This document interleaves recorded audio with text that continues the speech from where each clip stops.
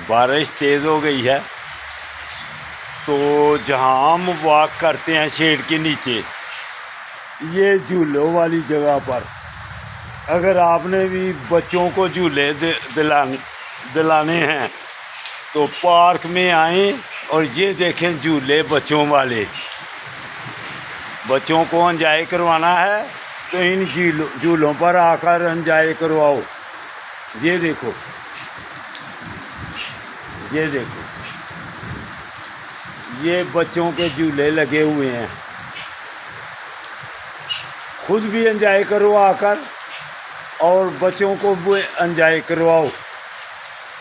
बच्चों को पार्क में साथ लेके आओ और इन झूलों पर बिठाओ ताकि वो भी सेहतमंद बचे रहें। तो आप भी खुद भी आकर वॉक करो और बच्चों को भी वॉक करवाओ और एंजॉय भी करवाओ। ये देखो कैसी गाड़ियाँ हैं बच्चों के।